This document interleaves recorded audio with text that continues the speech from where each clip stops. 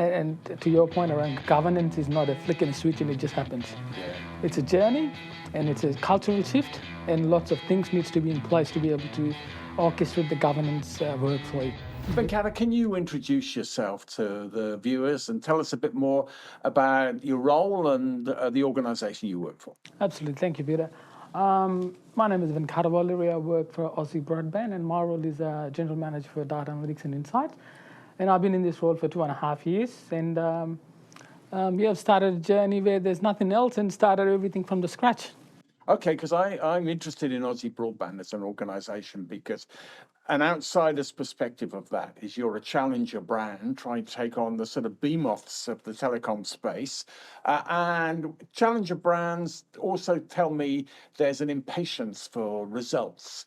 Absolutely. And yet we're going to talk about operationalizing data governance. That's a journey. It's not a flick switch. Absolutely, 100%. And it's as to your point around data governance is a journey, and especially in the context of Aussie Broadband being a bit of a startup sort of a mentality and a culture, we've come along a long way in terms of understanding what is the governance and how do we apply and how do we make it sustainable along the journey, if you like. So it's all about the cultural shift and making sure we're setting the expectations with the stakeholders right from the top towards the operational stuff. Well, let me tell us about that sort of engagement with the stakeholders. How do you get people to invest in this? Because data governance it can be quite a painstaking process. You know, as you said, it's not overnight. So Absolutely. how do you get that commitment that they need to do this?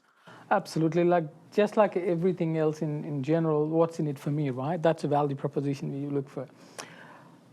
Good thing is about the compliance. The compliance is the stick which drives the governance, and we use compliance left, right, center, and to drive the governance. And like say, you know, especially with the listings, you've got to have some regulatory. But there's a danger of compliance. You could be seen as crying wolf. Everything's a compliance obligation. Absolutely. So how do you get how do you not lose that support by playing the card too much? Absolutely. Look, it's a fine balance between the likes of having a bit of a stick with the likes of compliance. At the same time, it's actually a value because you know what? While we're doing this, we as an organization creating a lot of sustainable, seamless orchestration of work for us from a productivity perspective and things like that.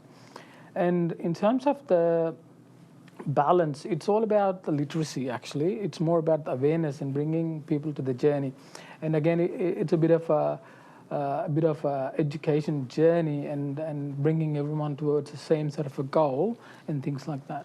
And you said to me, Venkata, that you just been listed in the last couple of years, and listings, quarterly obligations, reporting. How advantageous was that reality, impressing on your stakeholders? Let's do this each quarter very painlessly rather than painfully. Absolutely. I mean, I think it's all about bringing everyone together and having a regular sort of baby steps, if you like, get towards where we want to be. And what that means is like in terms of, okay, let's get together all of the different stakeholders, whether it is from the likes of, legal and compliance and risk and everyone else into the same room and start the journey of, okay, look, we're going to do this every year.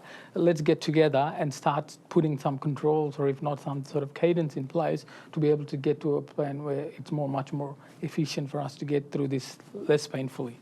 And one of the hardest things often with data governance has been data quality, data definitions. You spoke about, a 20-year startup organization. Often that attention to detail can get overlooked. How do you put discipline into places where people have been very sort of gung-ho? Oh, that's a really interesting question because, as I said, we're really great in turning things around pretty quickly. And what that means is documentation gets not lost, but then it gets a little bit less priority along the journey. But for me, what's important is documentation is a business continuity plan. And documentation, by mean, is not a huge documents sitting everywhere and stuff like that.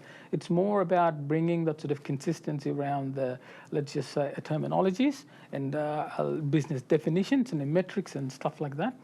And then documenting it and making sure everyone kind of understands that and speaks the same language. Easy said, done. Yeah. It takes a village to grow, things like that. So what it means, what I'm trying to say here is, it took 2.5 years to get to the people. There's a governance aspect is all about bringing the consistency in the way we approach things, the way we actually measure things and stuff like that. So Okay. How do you get a sense that you're making progress? You sort of said it took them a long time, but how did you sort of know that actually I've got this executive support? there's relationships. Having a really great relationship with all of the chiefs and the senior stakeholders and educating them on a personal level is the key for my success.